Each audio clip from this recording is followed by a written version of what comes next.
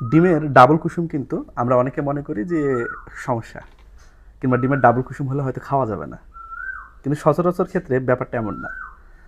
কোন ডিমের ডাবল কুসুম হবে এটাও কিন্তু বের করা অনেকটাই সোজা। তো এটা খামারের মুরগির ডিম আমাদের। তো এখানে অনেকগুলো ডিম আছে, প্রায় 4, 8, 12টা ডিম আছে। এই 12টা ডিমের মধ্যে কিছু ডিম যেগুলো কিন্তু ডাবল কুসুম। ডাবল কুসুম কীভাবে হবে বুঝবো? যে ডিমটা আকারে অনেক বড় হবে, এই যে আকারে অনেক লম্বা, আকারে অনেক লম্বা, তাহলে আকারে যদি অনেক লম্বা হয় তাহলে এটা কিন্তু ভিতরে ডাবল কুসুম আছে, এটা মোটামুটি 99% কনফার্ম। এই ডিমটা কিন্তু গোলগাল ডিম, এখানে ডাবল কুসুম নেই। এই ডিমটাও কিন্তু লম্বা, এই ডিমেও কিন্তু ডাবল কুসুম আছে। তাহলে ডাবল কুসুমওয়ালা ডিম আকারে কী হবে? লম্বা হবে। তো আমরা একটু দেখি যে এটাতে ডাবল কুসুম আদৌ আছে কিনা।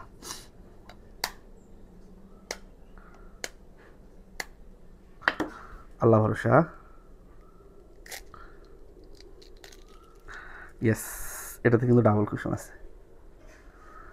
এখন আমরা জানবো যে এই ডাবল কুসুম, এখানে যদি একটু ক্লোজলি দেখানো যায়, যে এই যে দেখেন ডাবল কুসুম, তো ডাবল কুসুমের কারণ কি?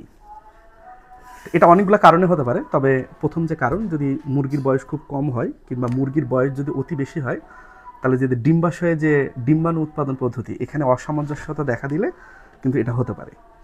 কিছু হরমোনজনিত কারণে ডিম্বাশয় থেকে যদি একাধিক, মানে একের অধিক দুটা দুটা যদি ডিম্বাণু চলে আসে, সেক্ষেত্রে কিন্তু একটা ডিমের ভিতরে দুটা কুসুম থাকবে।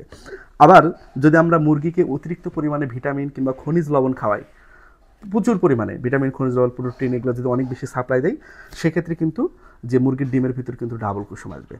আরও কারণ আছে, যেমন পরিবেশগত বিভিন্ন কারণ, যদি মুরগি খুবই স্ট্রেসে থাকে কিংবা খাদ্যের যদি গুণগত মানে প্রবলেম হয়, হ্যাঁ, অতিরিক্ত তাপ লাগলেও এটা হতে পারে। আর কিছু জেনেটিক কারণ আছে, যেমন লেঘন জাতের মুরগ বা রোড আইসল্যান্ড রেড, এই জাতের মুরগির ক্ষেত্রে এই ডাবল ইক কিন্তু সচরাচর দেখা দেয়। তাহলে ডাবল ইক যদি এখন থেকে আপনারা দেখেন, ডিমটাকে কিন্তু খারাপ মনে করবেন না, ডিমটা ভালো। কারণ একটা ডিমের ভিতর আপনারা দুইটা কুসুম পাচ্ছেন, এটা কিন্তু ভালো। হ্যাঁ, এক টাকার ভিতর দুটা দুটা কুসুম, সেক্ষেত্রে কিন্তু ডিমের গুণগত মান কিন্তু অনেক বেশি। তো সবাই খেয়ে খাবেন, কোনো প্রবলেম নেই। তো ভালো থাকবেন, সুস্থ থাকবেন।